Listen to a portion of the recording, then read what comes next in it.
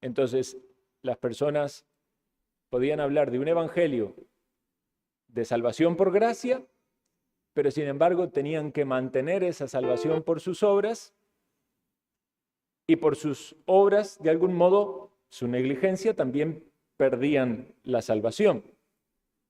Entonces es muy difícil, a la luz de esa doctrina errada, equivocada, de pensar de que la salvación se pierde, entender la apostasía. Porque ese que perdió la salvación parcialmente puede volver a hacer un esfuerzo para recuperarla. El texto que acabamos de leer habla de personas que es imposible que sean renovados para arrepentimiento. No nos está hablando de alguien que tenía la salvación, nos está hablando más bien de alguien que experimentó en cierto nivel casi lo mismo que un creyente, pero sin embargo no había una verdadera obra profunda, salvífica, del Espíritu de Dios en él. Claro, la terminología que utiliza Hebreos es bastante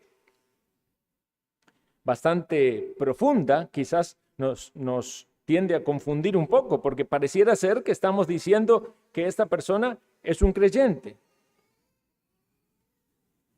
Dice que fueron iluminados, que gustaron del don celestial, que fueron hechos partícipes del Espíritu Santo, que gustaron de la buena palabra de Dios, incluso de los poderes del siglo venidero, pero recayeron. Como otros pasajes lo dice,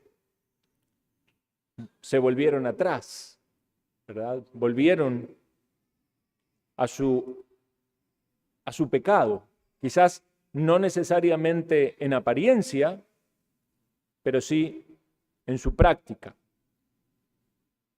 Entonces, hermanos, este tema de la apostasía es un tema muy importante, muy importante. Y en la epístola que estamos estudiando de Judas, aunque hemos tenido varios domingos sin estudiarlo, es el tema que trata acerca de los falsos maestros y los apóstatas. Vamos a leer Judas, todo el capítulo.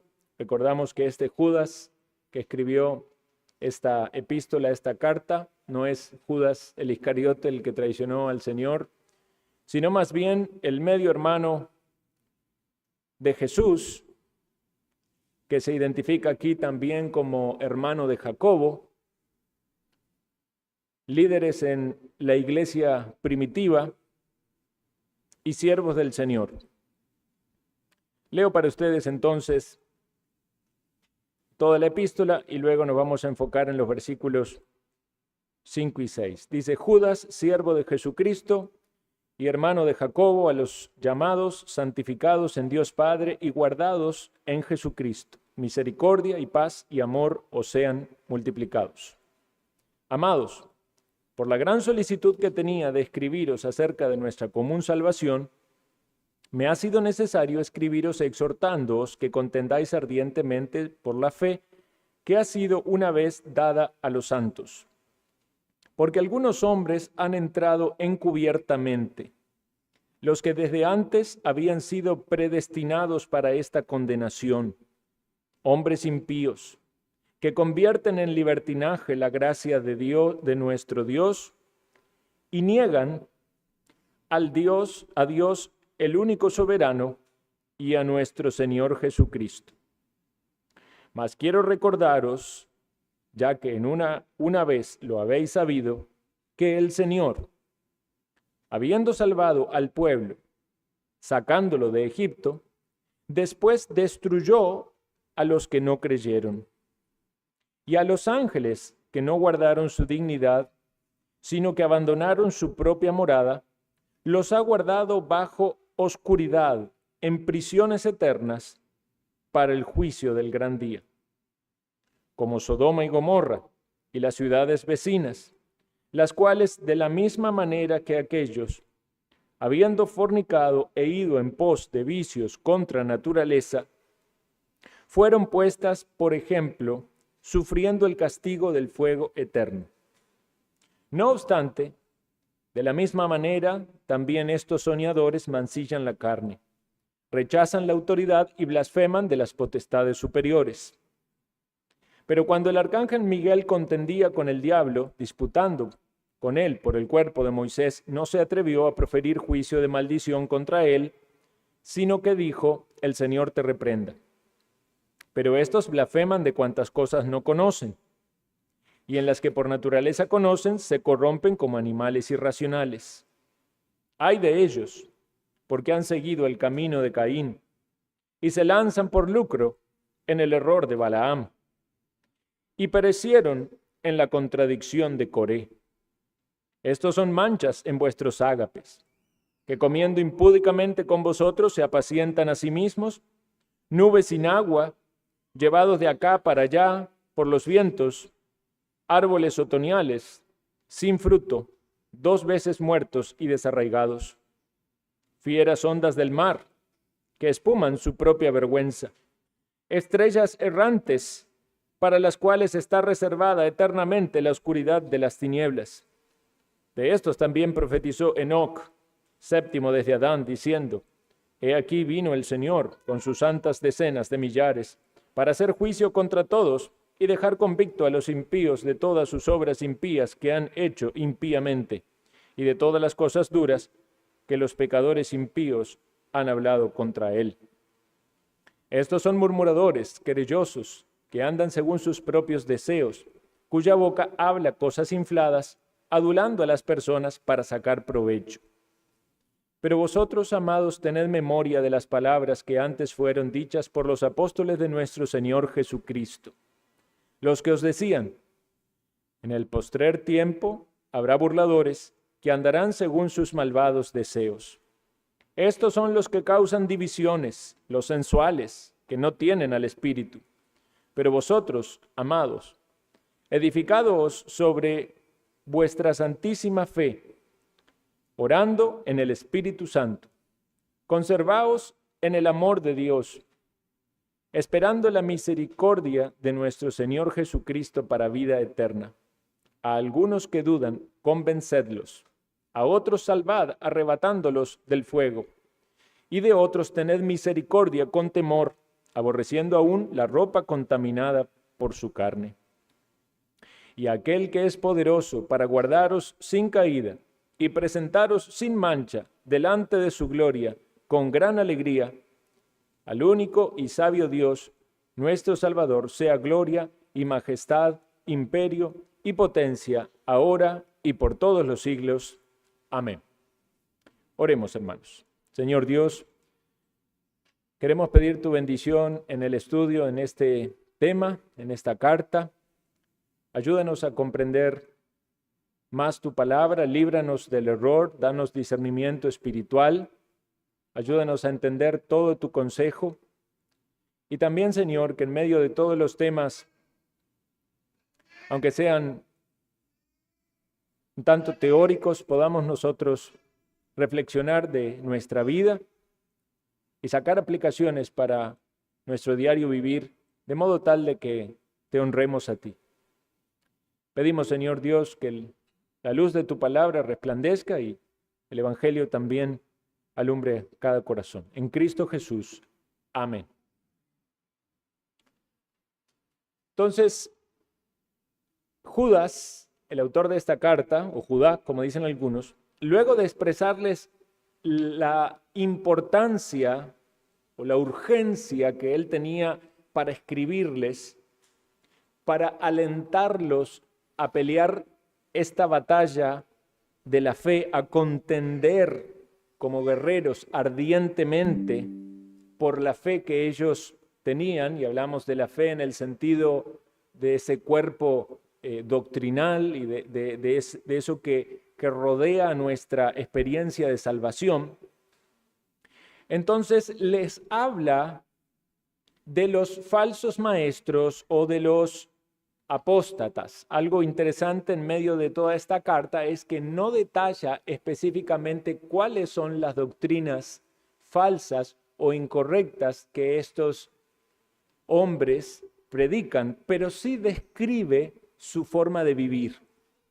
De modo que podríamos reflexionar que las personas que oían la carta leída en la congregación, cuando meditaban en las palabras de Judas, no podían ellos dirigir sus pensamientos acerca de cuál es la doctrina que estos predicadores dicen para identificarlo, sino más bien cómo es su forma de vivir.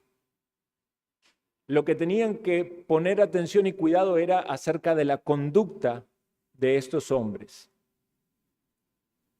Y lo dice en el versículo 4, hombres impíos que convierten en libertinaje la gracia de Dios y niegan al Dios único y soberano y a nuestro Señor Jesucristo. Ahora, nosotros escuchamos eso y pareciera ser, nos vamos a dar cuenta súper fácil.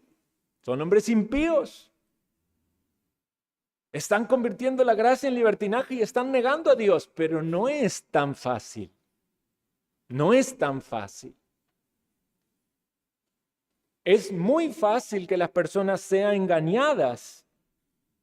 De hecho, en la descripción que hace más adelante, en el versículo 12 dice, estos son manchas en vuestros ágapes. ¿Qué quiere decir? Eran una mancha, algo negativo en medio de esos ágapes que eran las comidas que ellos tenían, las comidas de coinonía, los momentos alegres de celebración.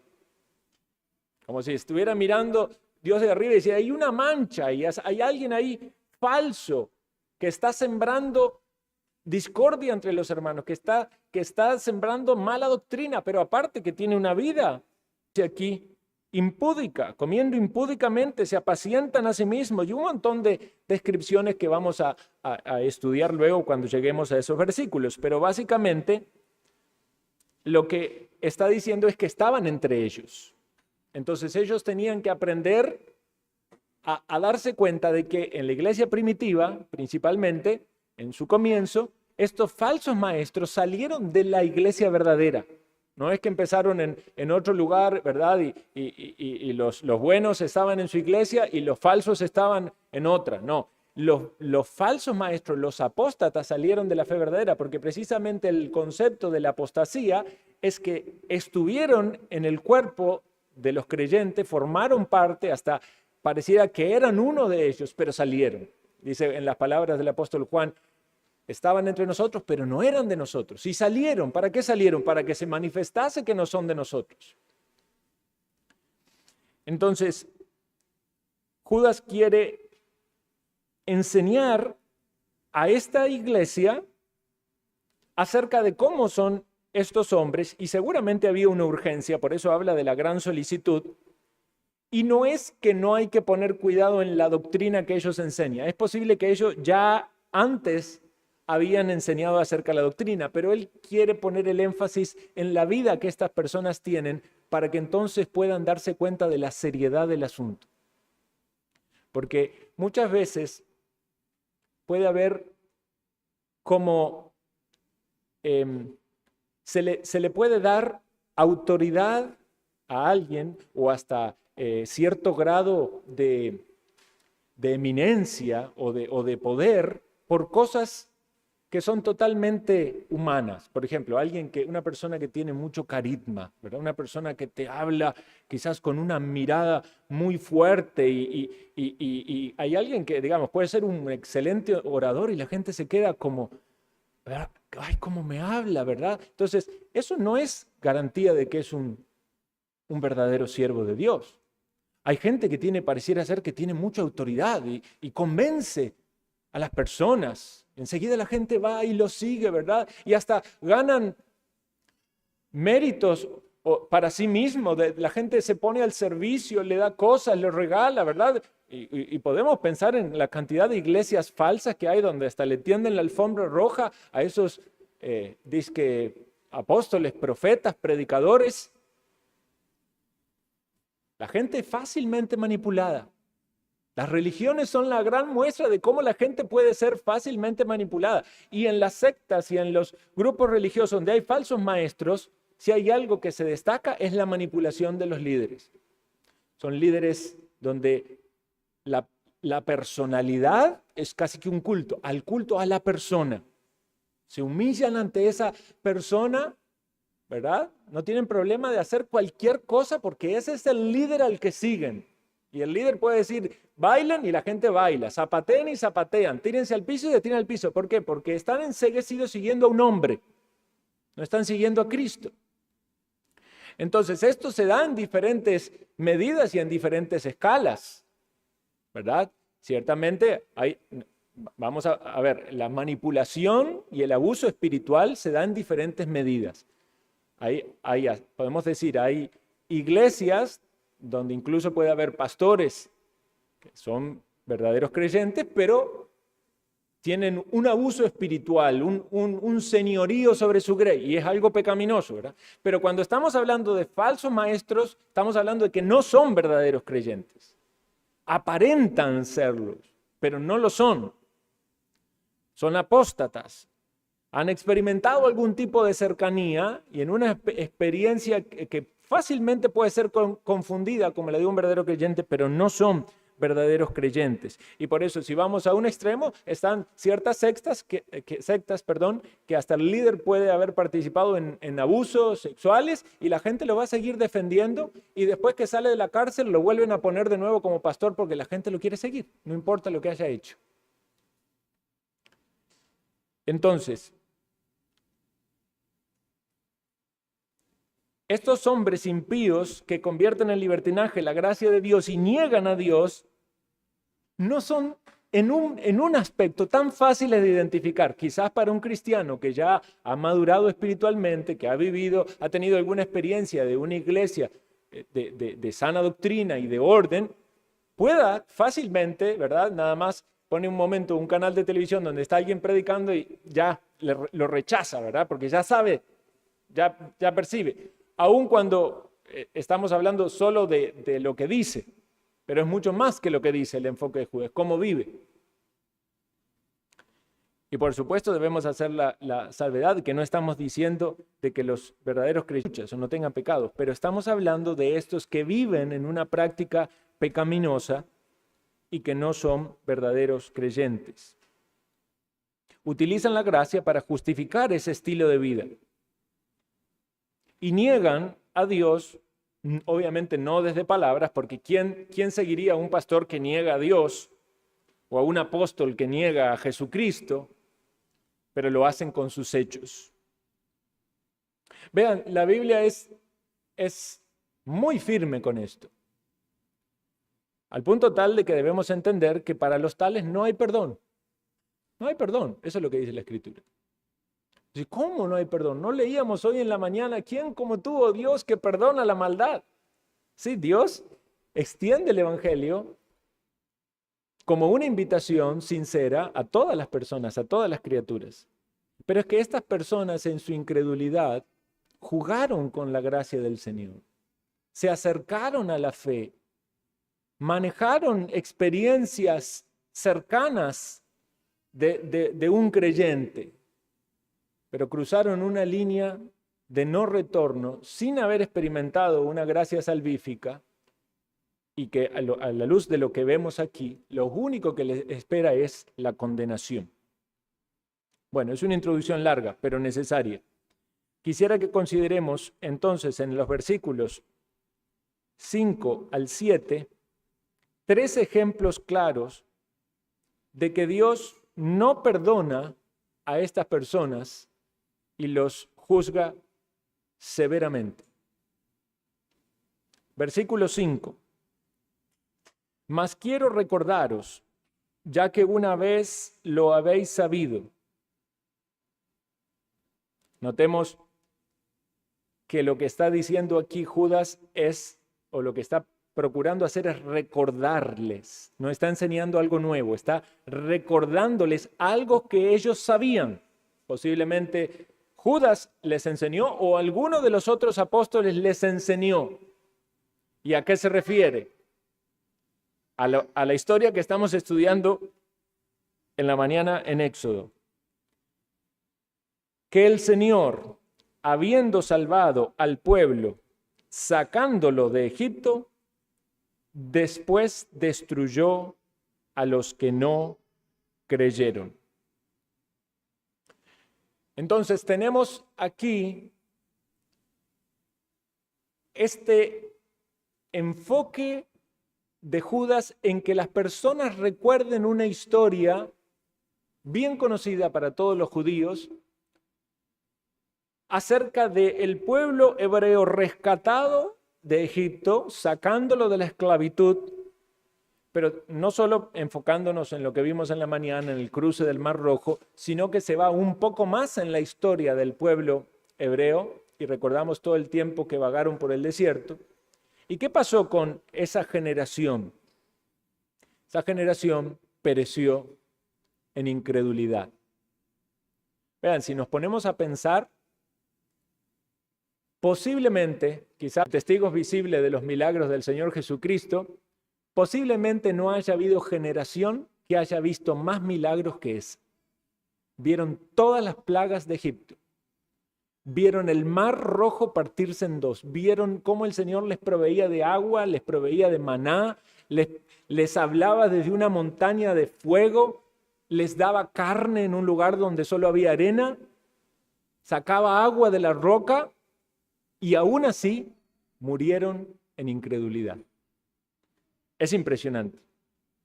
Recuerden, hagan memoria de esto. El apóstol Pablo decía a los filipenses: a mí no me es molesto escribiros las mismas cosas y para vosotros es seguro. Aún para nosotros, hermanos, es bueno hacer memoria. Somos llamados a hacer memoria de la muerte y el sacrificio de Cristo, ¿verdad? Su resurrección en la cena del Señor. Judas le dice: hagan memoria de esto, del precio que paga la incredulidad. Cuando llegaron a Cades Barnea, recuerdan ustedes, el pueblo manifestó su incredulidad y por causa de eso dieron vueltas en círculo un montón de tiempo en el desierto.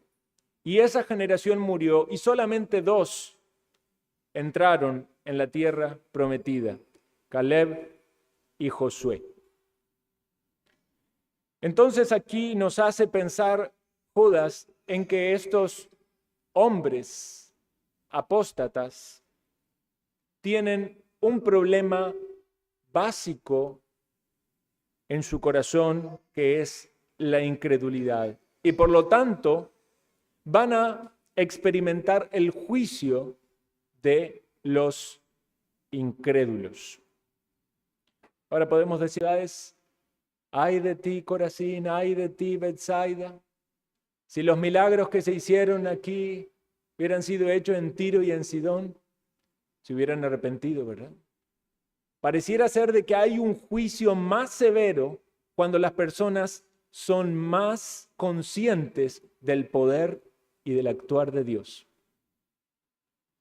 Aquellas personas que están en la iglesia o forman parte de la iglesia y experimentan de alguna manera la obra de Dios, no en un punto salvífico porque son incrédulos, recordemos, pero experimentan de alguna manera la obra de Dios, perciben la obra de Dios en su entorno, ven cómo Dios obra en su pueblo, están tomando participación del reino de Dios en un aspecto, porque lo viven desde adentro, aún sin ser efectivamente parte de él.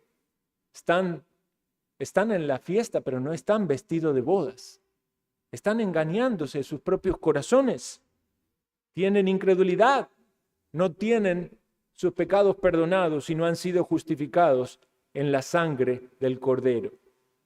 Eso también es un mensaje para todos aquí. Yo espero que ninguno de los aquí presentes se encuentre en la categoría de los apóstatas y de los falsos maestros, pero puede ser que haya incrédulos. O sea, un incrédulo no necesariamente es un apóstata. Un apóstata sí es un incrédulo. Debemos hacer esa diferenciación. Un incrédulo tiene oportunidad del arrepentimiento, porque sabemos que Dios salva a los que están muertos en sus delitos y pecados, y todos, en el momento que nos salvamos, antes de ser salvos, fuimos incrédulos. Pero aquellos que ya a la luz de la descripción de la Escritura, son apóstatas, vemos que no tienen esperanza. Podemos obviamente notar ciertas diferencias, ¿verdad? Estos apóstatas son maestros activos que están descarriando a otras personas y que están viviendo estas vidas impías.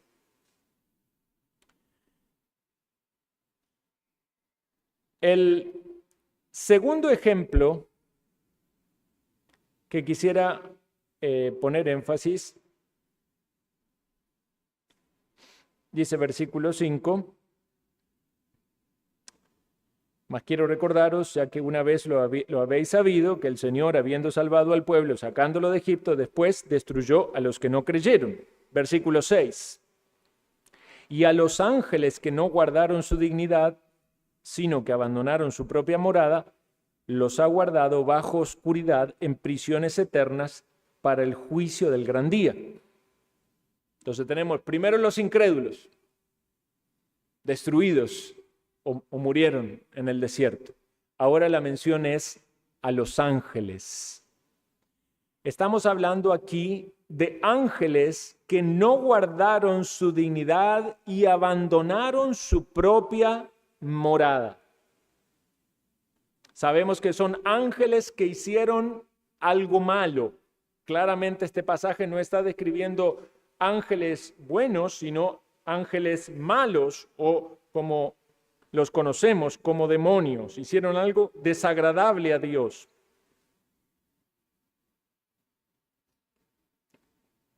La frase dice que no guardaron su dignidad. Nos habla de que hay una dignidad en esos seres angelicales que ellos no mantuvieron o no quisieron guardar. Y la frase dice, abandonaron su propia morada. ¿Cuál es la morada de los ángeles? Nos hace pensar. Uno piensa que los ángeles están en la presencia de Dios o cercanos a la presencia de Dios por todos los pasajes que leemos en las Escrituras. Vean lo que dice Segunda de Pedro, capítulo 2, unas páginas para atrás en la Biblia. Segunda de Pedro, capítulo 2, versículo 4. Porque si Dios no perdonó a los ángeles que pecaron, sino que arrojándolos al infierno los entregó a prisiones de oscuridad para ser reservados al juicio. Solamente ahí para notar lo que nos dice el apóstol Pedro acerca de los ángeles. Dice que Dios no perdonó a los ángeles que pecaron, es decir, los ángeles pecaron. Cuando pensamos en ángeles que pecaron, inevitablemente pensamos en Satanás, que era un querubín, ¿verdad? Que tenía un grado muy importante, que quiso subir al trono de Dios, que quiso ser semejante al Altísimo y que fue derribado. Y sabemos que juntamente con Satanás, muchos ángeles se sumaron en esa rebelión y no guardaron entonces su dignidad y abandonaron esa morada por el castigo de Dios, y dice que fueron arrojados al infierno, pero entendemos que es incluso un castigo terrible, descrito con las palabras infierno, ¿verdad? Pero a su vez temporal en la expectativa del juicio, y cuyo posterior castigo también será de condenación eterna.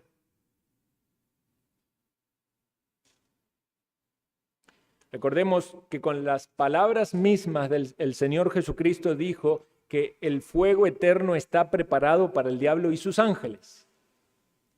Entonces, los incrédulos van a ir al lugar donde va a estar castigado Satanás y sus ángeles, pero no como los dibujan algunos cómics o algunas películas, ¿verdad? Que pareciera ser, bueno, yo no quiero ir al cielo, voy a ir al infierno porque ahí está Satanás divirtiéndose con sus demonios. No, es un lugar de tormento. Es un lugar, vean las descripciones bíblicas, prisiones eternas. Podríamos hacer todo un gran estudio acerca del infierno en sí, ¿verdad? Es un tema bastante profundo. ¿De qué estamos hablando? De un lugar, de una sensación, de una experiencia. ¿Cuántas cosas se podrían hablar de eso? Pero lo que es claro para todos es que no es un lugar agradable, que es un lugar de sufrimiento, que es un lugar de tortura, que es un lugar de condenación.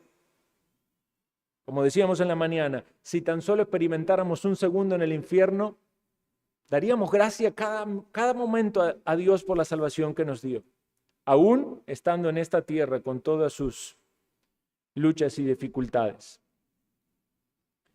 Entonces, este tema de estos ángeles que no guardaron su dignidad y abandonaron su morada y están guardados bajo oscuridad en prisiones eternas para el día del gran juicio, despierta muchos interrogantes y muchas preguntas, y no tenemos respuestas para todos. Pero quizás sí sea interesante mencionar, porque algunos pueden preguntarse cuándo aconteció eso. Quizás sí sea interesante mencionar lo que aconteció en Génesis capítulo 6, donde nos dice, versículo 1 en adelante, que cuando comenzaron a multiplicarse los hombres sobre la faz de la tierra y les nacieron hijas, y viendo los hijos de Dios que las hijas de los hombres eran hermosas, tomaron para sí mujeres escogiendo entre todas. Y dijo Jehová, no contenderá mi espíritu con el hombre para siempre, porque ciertamente él es carne, mas serán sus días 120 años.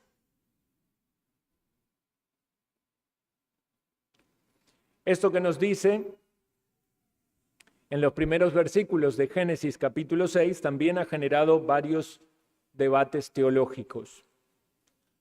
¿Quiénes son los hijos de Dios del versículo 2, Génesis 6:2, y quiénes son los hijos de los hombres? Dice, viendo los hijos de Dios que las hijas de los hombres eran hermosas.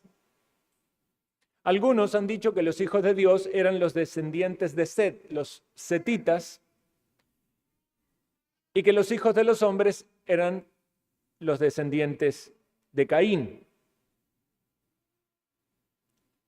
El problema con este entendimiento es que siempre que leemos en el Antiguo Testamento la frase hijo de Dios, no se refiere a hombres en sí mismos, sino a seres angelicales. Por ejemplo, en Job capítulo 2, versículo 1, aconteció que otro día vinieron los hijos de Dios para presentarse delante de Jehová, y Satanás vino también entre ellos presentándose delante de Jehová. Evidentemente no está describiendo a Satanás como un hijo de Dios en el cual Dios tiene su agrado, sino como un ser angelical. Esta es la expresión para hijo de Dios.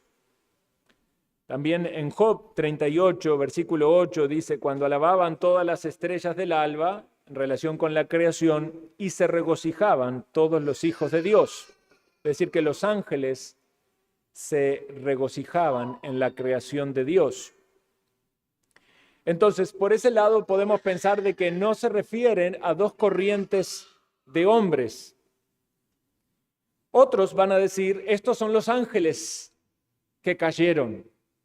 Estos ángeles que cayeron se relacionaron con las mujeres y entonces, por eso, Dios se desagradó y trajo el castigo. Pero también hay un problema al pensar en esta interpretación, porque Dios está poniendo el énfasis en el castigo sobre los hombres y no sobre los ángeles. Entonces estaría raro que los ángeles son los que vienen a hacer la maldad y Dios decide castigar y limitar la experiencia humana en sus años y posteriormente el diluvio por causa de los ángeles.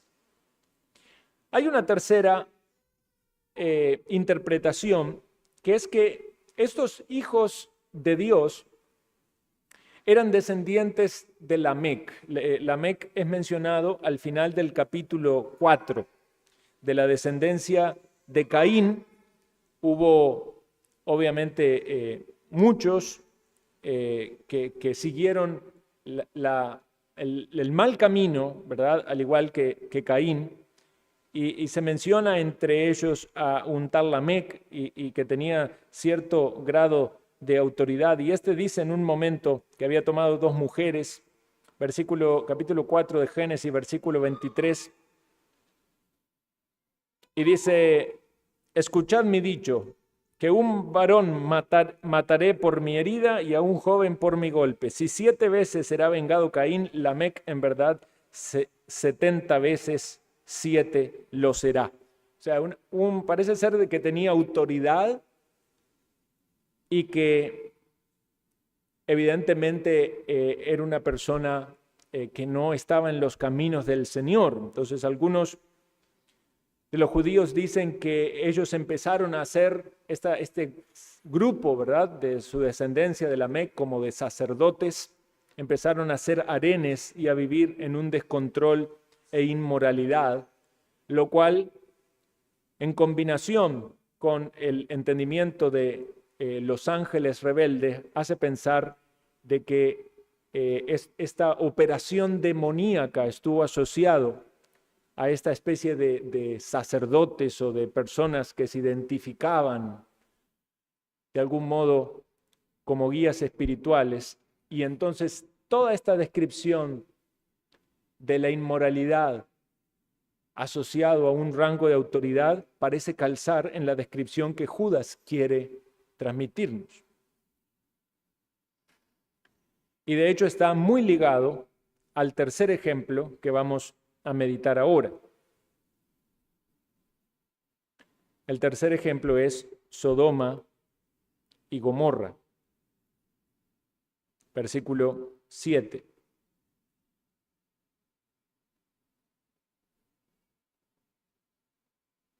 Dice el versículo 7: como Sodoma y Gomorra y las ciudades vecinas, las cuales de la misma manera que aquellos, habiendo fornicado e ido en pos de vicios contra naturaleza,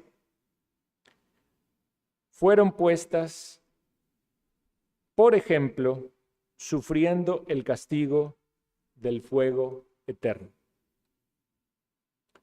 ¿Recuerdan? El primer ejemplo del versículo 5 es la incredulidad. Por la incredulidad vino castigo.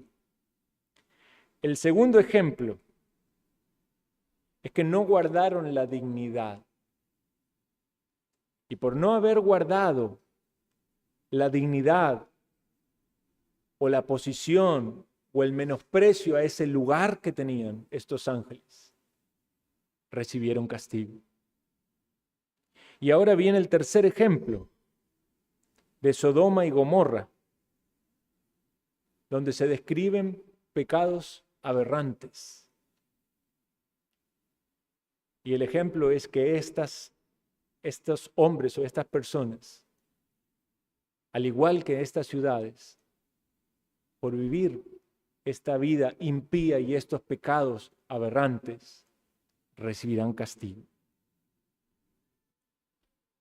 Sodoma y Gomorra eran 2 ciudades que estaban muy cerca una de la otra y parecía que compartían una misma cultura, una misma práctica y una misma moral.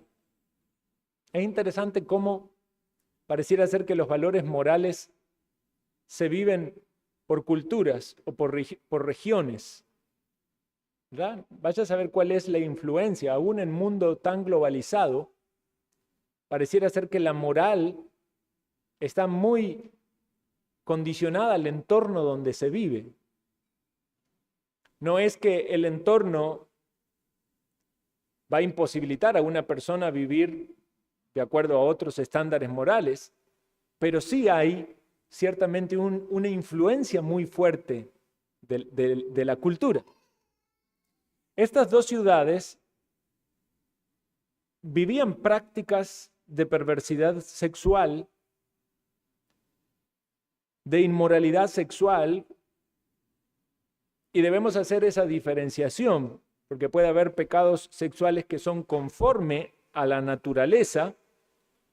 2 personas adultas del sexo opuesto que se unen carnalmente, quizás no son esposos, quizás están en concubinato, quizás son novios, no se casaron, y eso es pecado de de fornicación. Quizás uno de los dos está casado. Eso es adulterio, es pecado. Pero eso es un pecado desagradable a Dios, pero no es un pecado en contra de la naturaleza. ¿Se entiende? Porque es lo que Dios ha establecido en la naturaleza, que un hombre y una mujer se unan carnalmente en su diseño de procreación. Pero hay pecado sexual que va en contra de la naturaleza.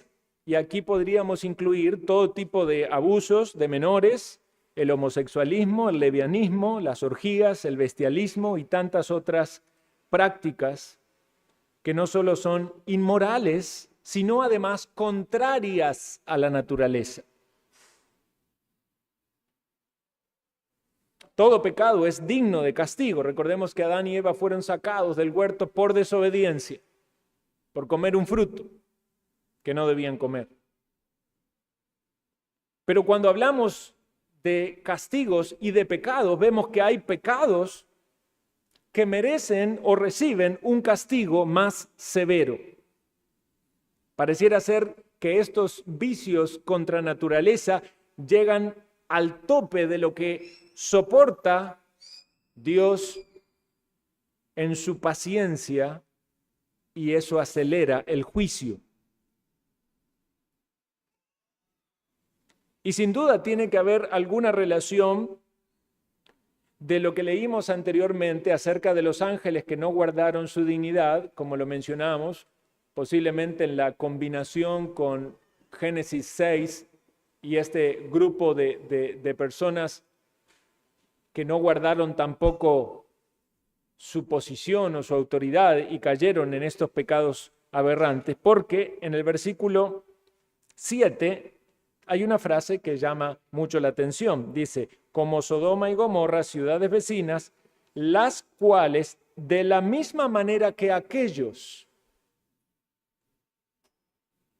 Y va a describir cuáles son los pecados. Habiendo fornicado e ido en pos de vicios contra naturaleza, fueron puestas como ejemplo, sufriendo el castigo del fuego eterno. Ahora sabemos cuál fue el castigo sobre Sodoma y Gomorra, ¿verdad?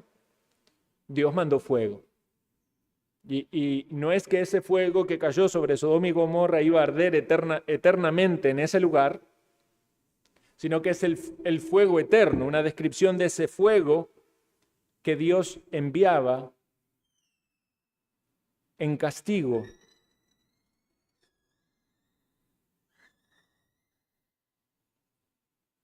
Dios trajo castigo, juicio sobre esas ciudades a causa de esos terribles pecados de inmoralidad.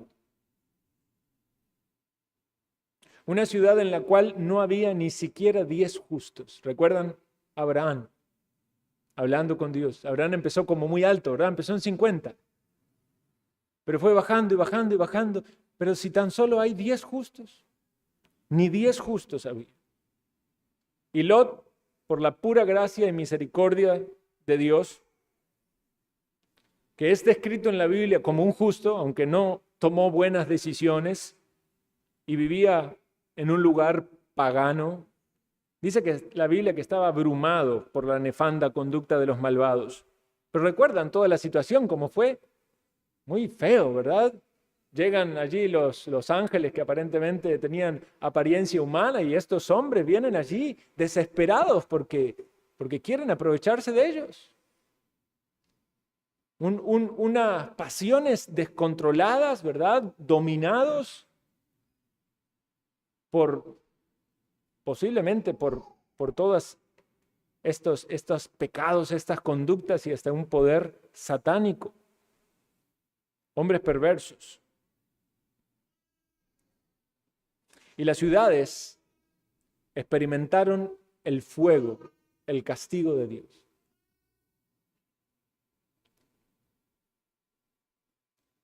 Pensemos cómo están las sociedades en las que vivimos, ¿verdad? Donde ya cada vez es más común escuchar hablar de este tipo de pecados como cosas normales. y aceptables. Es más, si usted no acepta el lesbianismo y el homosexualismo, usted está mal, usted está discriminando.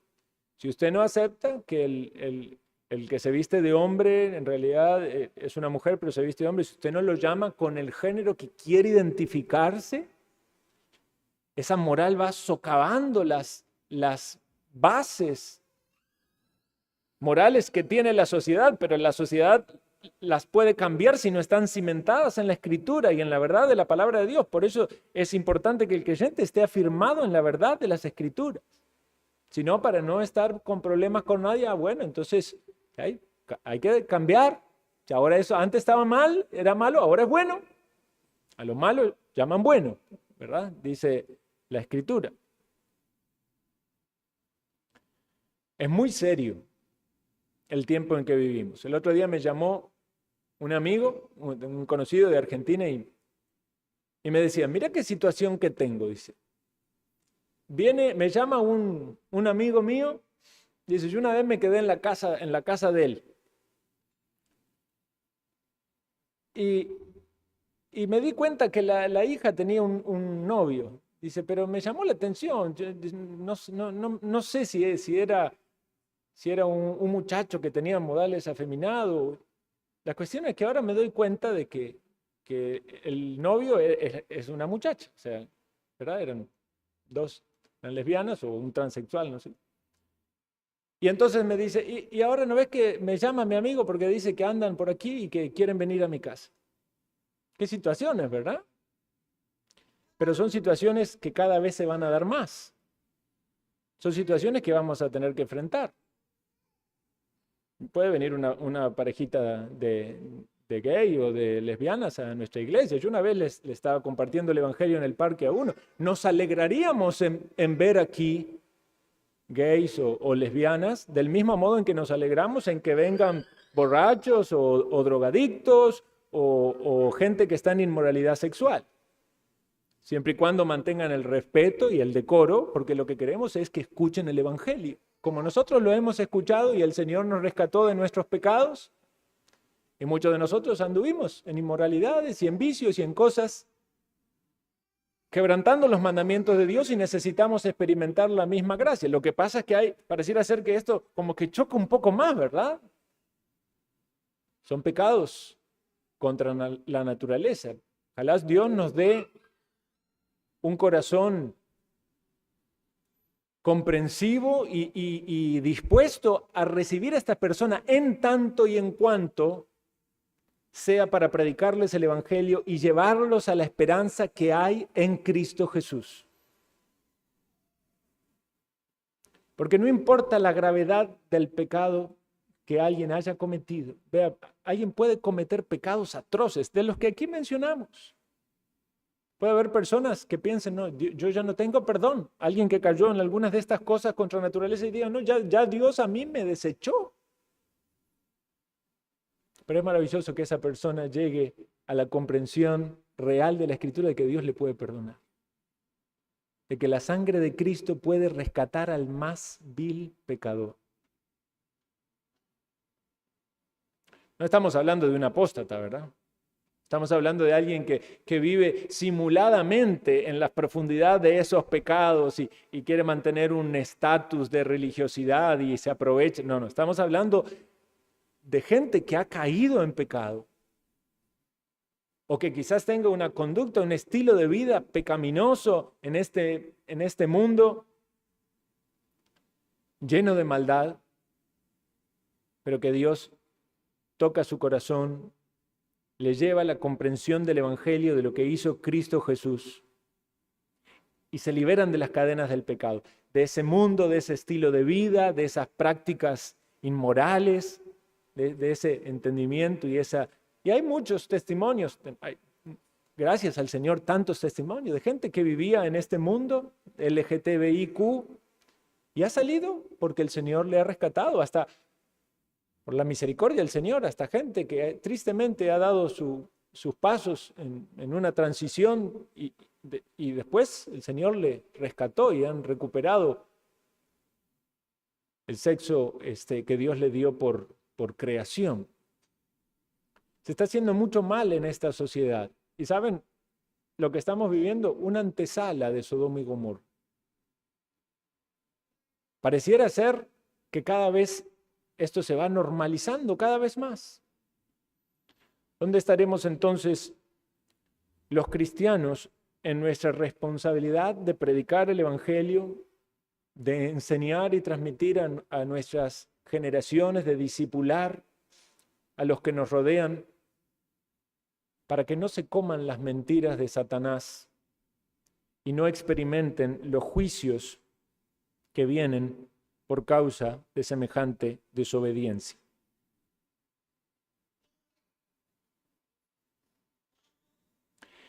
Dice 1 de Juan 5:18, sabemos que todo aquel que es nacido de Dios no practica el pecado, pues aquel que fue engendrado por Dios le guarda y el maligno no le toca.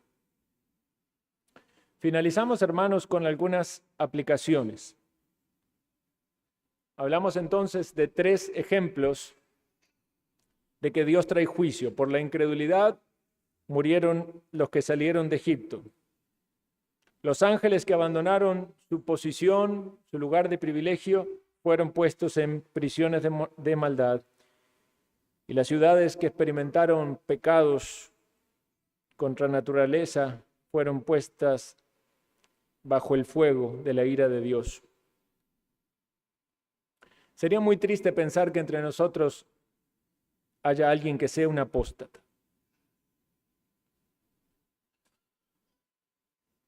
Y si fuera así, no puedo darle esperanza, porque la Biblia no da esperanza para los apóstatas. Pero puede ser que haya incrédulos. De hecho, aún los creyentes debemos luchar con el pecado de la incredulidad. Suena paradójico, pero es una realidad.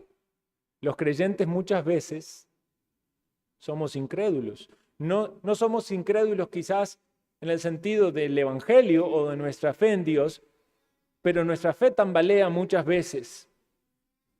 Y necesitamos que nuestra fe sea fortalecida.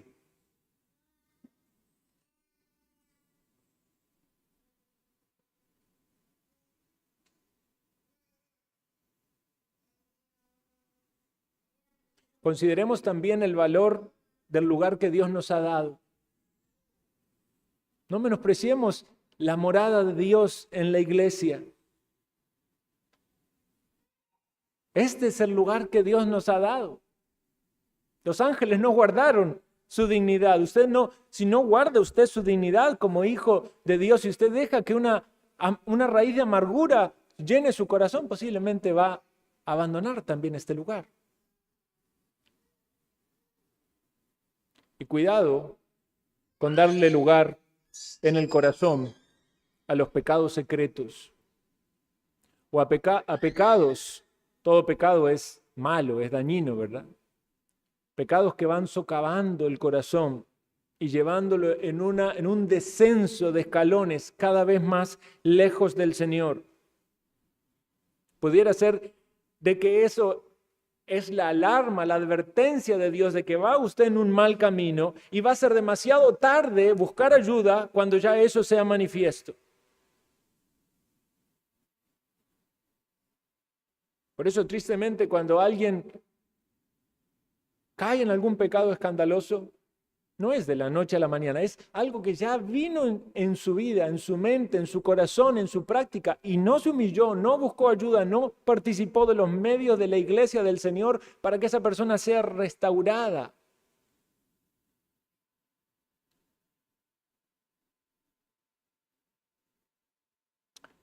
Pidámosle al Señor que nos dé fe